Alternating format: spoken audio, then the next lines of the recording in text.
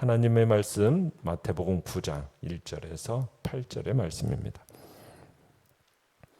마태복음 9장 1절에서 8절의 말씀, 우리 한 목소리로 같이 읽도록 하겠습니다. 시작. 예수께서 배에 오르사 건너가 본 동네에 이르시니 침상에 누운 중풍병자를 사람들이 데리고 오거늘 예수께서 그들의 믿음을 보시고 중풍병자에게 이르시되 작은 자야 안심하라 내 죄사함을 받았느니라. 어떤 서기관들이 속으로 이르되 이 사람이 신성을 모독하도다. 예수께서 그 생각을 아시고 이르시되 너희가 어찌하여 마음에 악한 생각을 하느냐. 내 죄사함을 받았느니라 하는 말과 일어나 걸어가라 하는 말 중에 어느 것이 쉽겠느냐. 그러나 인자가 세상에서 죄를 사하는 권능이 있는 줄을 너희로 알게 하려 하노라 하시고 중풍병자에게 말씀하시되 일어나 내 침상을 가지고 집으로 가라 하시니 그가 일어나 집으로 돌아가거늘 무리가 보고 두려워하며 이런 권능을 사람에게 주신 하나님께 영광을 돌리니라. 아멘. 오늘 말씀의 제목은 놀라운 선언이라는 제목으로 말씀을 나눕니다. 예수님께서 폭풍의 바다를 잔잔케 하신 일에 이어서 어제는 귀신을 굴복시키고 쫓아내신 일에 대하여 우리가 살펴보았습니다. 바람과 바다, 어떻게 보면은 눈에 보이는 세계뿐만 아니라 우리의 감각과 의식을 초월하는 영적 세계, 영적 존재들도 예수님의 그 권세 앞에 굴복하고 그 다스림에 순종한다는 사실이 드러났죠. 예수님께서 귀신을 굴복하시는 그 권세는 그 신분에 의한 근거한 권세였는데 그 예수님의 신분이 뭐라고 드러나게 되었습니까? 하나님의 아들이다라는 그 신분이 어떻게 보면은 귀신 들린 자에 의해서, 귀신들에 의해서 이렇게 드러나게 됩니다. 그러니까 예수님은 하나님의 아들이라는 신분과 권세를 가지신 분이라는 것을 밝히 이제 드러나게 됐는데, 그런데 이 하나님의 아들이라는 이 신분과 권세가 구체적으로 명확하게 어떤 특별한 내용과 의미가 있는가, 이것이 아직 또 밝히 드러나진 않았어요. 그래서 오늘 이 중대한 내용을 이제 드러내 보여주십니다. 자, 오늘 말씀은 예수께서 배에 오르사 건너가 본 동네에 이르시니라는 말로 시작하라고 있는데, 여기서 예수님의 이 본 동네가 어디일까요? 마가복음에서는 가버나움이라고 밝히고 있습니다. 그러니까 예수님께서 갈릴리 건너편 가다라로 가셨다가 오늘 다시 본 동네 가버나움으로 돌아오셨다라는 이야기입니다. 자, 내용 관찰 문제 1번을 보시면 예수님이 본 동네 가버나움으로 돌아오셨을 때 무슨 일이 있었습니까? 자, 예수님께서 가버나움으로 돌아오셨다라는 소식이 이제 들리니까, 이 집에 계신다는 소식이 들리니까 이제 사람들이 막 심히 많은 사람들이 몰려오게 됩니다. 그래서 그 집 문 앞에서 몸을 움직일 수 없을 정도로 엄청난 무리들이 찾아온 거예요. 그러면 그런 가운데 예수님께서 이제 말씀을 가르치고 계실 때였습니다.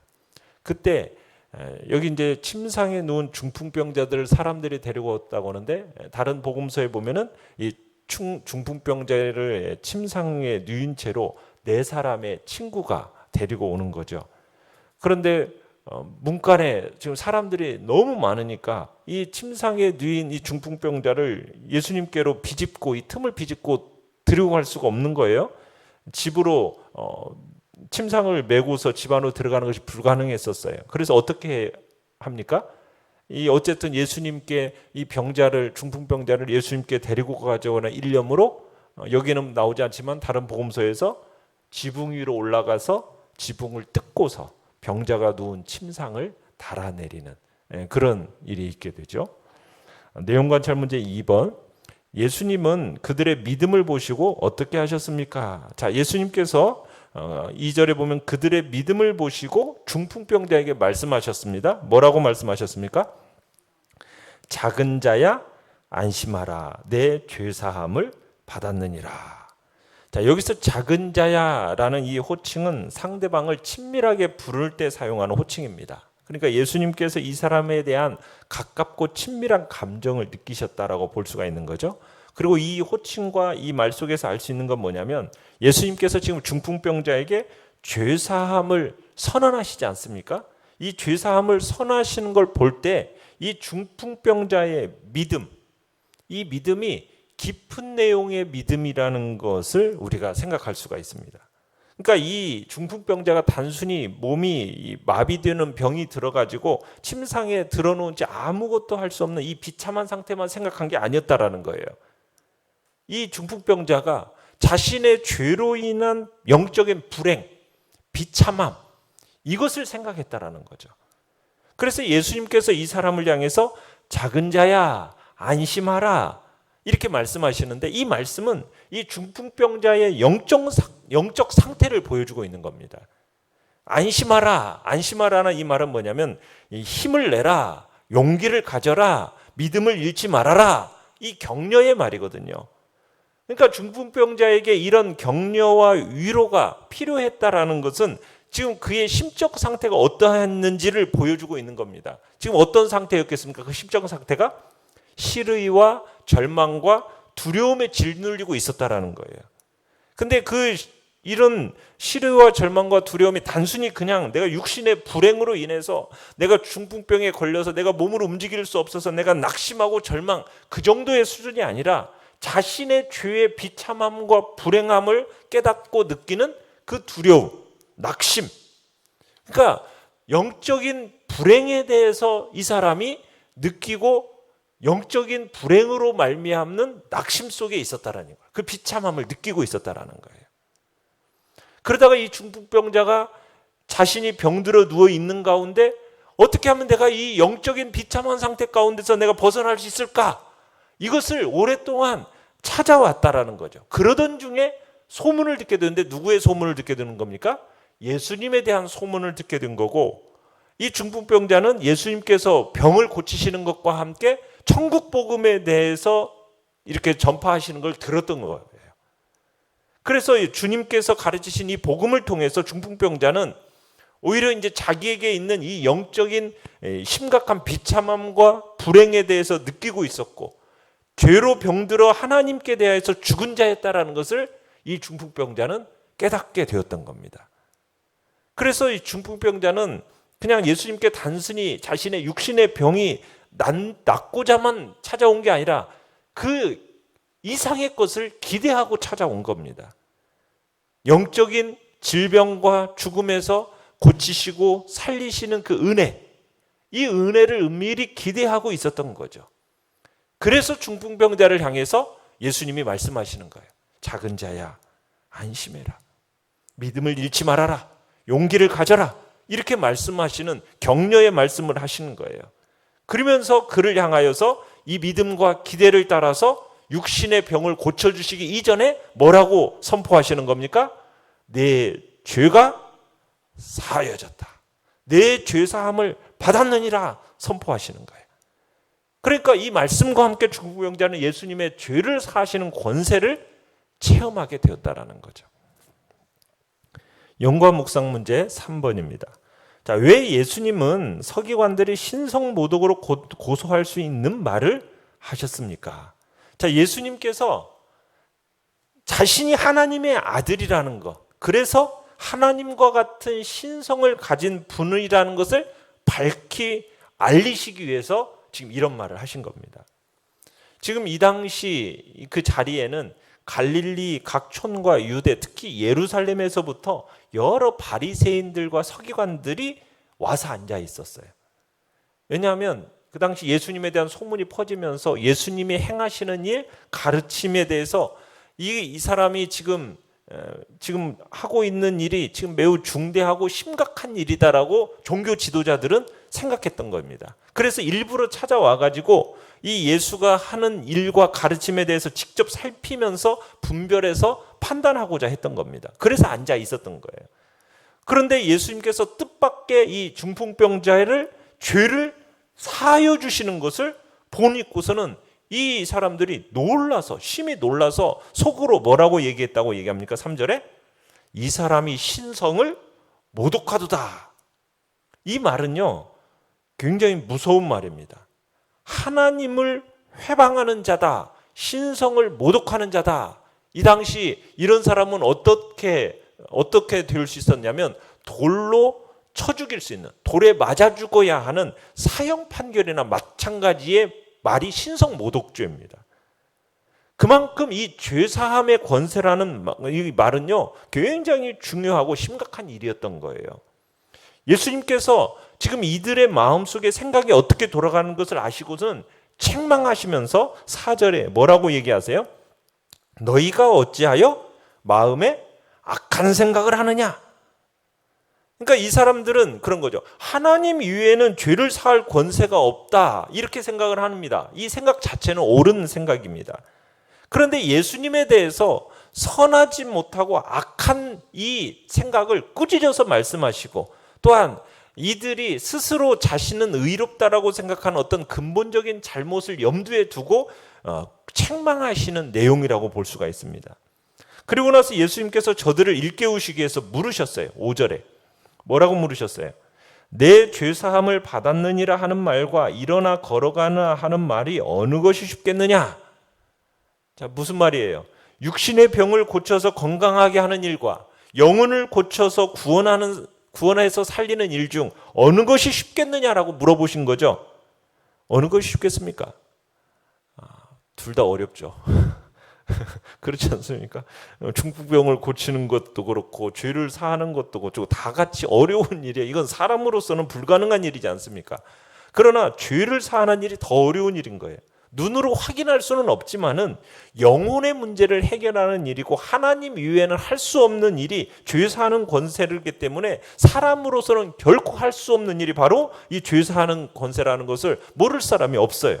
그럼에도 불구하고 왜 내가 이 사람에게 내 죄가 사하여졌다고 선언했는지 너희들은 왜 그 이유를 알아보려고도 하지도 않는가 하면서 지금 책망하시는 내용이 지금 이 말 속에 들어있는 겁니다.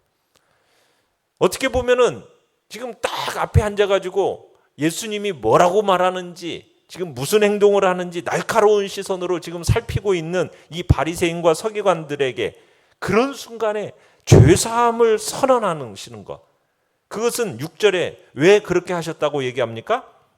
인자가 세상에서 죄를 사하는 권능이 있는 줄을 너희로 알게 하기 위해서 지금 이렇게 말씀하셨다는 거예요.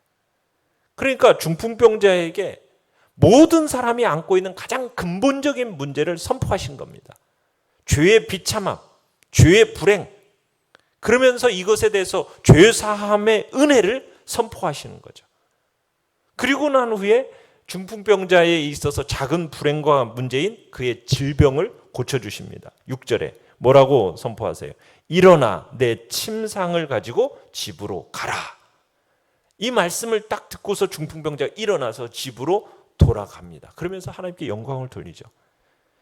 그가 단순히 그냥 육신의 질병이 나은 기쁨 때문만이었겠습니까? 더 근본적인 이유는 그의 죄가 용서받았다는 사실의 은혜에 감사하면서 아마 하나님께 영광을 돌렸을 거겠죠. 정말 죄로 말미암아 주저앉아 있던 그 영혼이 막 일으킴을 받고 살림을 받은 그 기쁨과 함께 하나님께 영광을 돌렸을 것인 겁니다. 자, 이 광경을 본 무리들도 8절에 보면 한편으로는 두려워하면서 이런 권세를 사람에게 주신 하나님께 영광을 돌렸다라고 얘기합니다.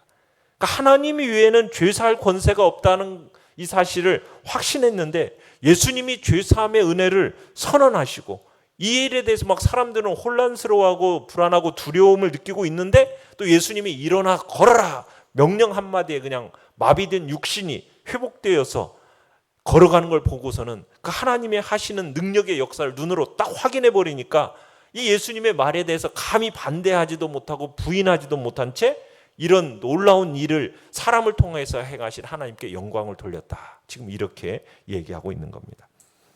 느낀 점은 4번입니다. 자신들이 어찌할 수 없는 중풍병자를 예수님께로 데려온 친구들을 보며 무엇을 느낍니까? 자, 중풍병자가 예수님께 나와서 구원을 얻은 것은 자신의 믿음 때문이기도 하지만은 그를 예수께로 인도한 그 친구들의 협력, 이걸 무시할 수가 없는 겁니다. 그죠? 이 중풍병자 친구들의 그를 예수님께로 데려온 이 행동으로, 이 행동 속에서 참 그들의 친구를 향한 사랑이 느껴지기도 하고요. 또 예수님을 향한 믿음이 또한 느껴지게 됩니다. 그러면서 우리는 여기서 우리의 사명을 깨닫게 되는 거죠. 우리가 주님을 믿어서 영적으로 온전한 자라면 우리도 이제는 어떻게 해야 되는 겁니까? 주님을 믿지 못해서 영적 중풍병자와 같이 고통당하는 사람을 누구에게로 인도해야 되겠습니까? 주님께로 인도해서 그들로 구원을 받아서 참된 해방과 자유를 누리게 해야 할 일이 바로 또 우리의 일이다라는 것을 깨닫게 되는 겁니다. 바로 그것이 주님께서 우리에게 부탁하신 지상 사명이죠. 이 지상 사명을 우리는 성실히 감당해 내야겠습니다. 결단과 적용 5번입니다. 내가 믿는 예수님은 어떤 분이십니까? 예수님은 중풍병자가 육체의 건강뿐 아니라 영혼의 건강까지 회복되어야 할 존재라는 사실을 아셨습니다. 내 삶에서 주님의 권능으로 치유받고 죄사함 받아야 할 부분은 무엇입니까? 우리가 지금 예수님이 어떤 분이신지에 대해서 우리가 지금 알아가고 있죠. 예수님은 폭풍의 바다 속에서 보았듯이 보이는 세계를 다스리시는 권세를 가지신 분이십니다.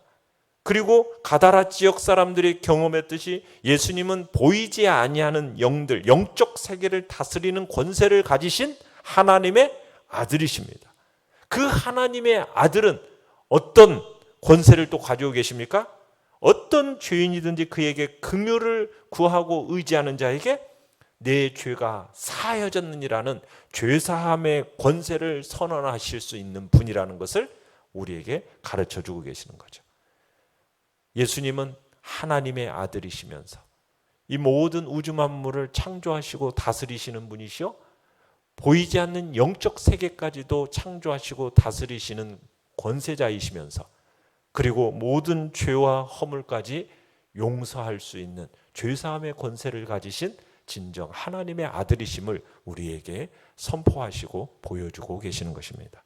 우리가 그런 예수님을 오늘도 의지하고 믿음으로 그 주님을 고백하면서 오늘도 주님 앞에 나아가는 복된 은혜가 있기를 간절히 바랍니다. 기도 제목 같이 읽겠습니다. 시작. 믿습니다 하면서 의심했던 저를 용서하시고 제 신앙 고백이 믿음의 행동으로 이어지게 하소서. 아멘. 말씀을 생각하면서 기도하시고요. 연약한 우리의 지체들을 위해서 기도해 주시기 바랍니다. 주께서 코로나19 바이러스 잠잠케 하시고 또 주의 은혜 안에서 우리들이 일상으로 또 회복되는 복된 은총을 기대하면서 주여, 우리 세 번 부르짖으며 나아가겠습니다. 주여, 주여.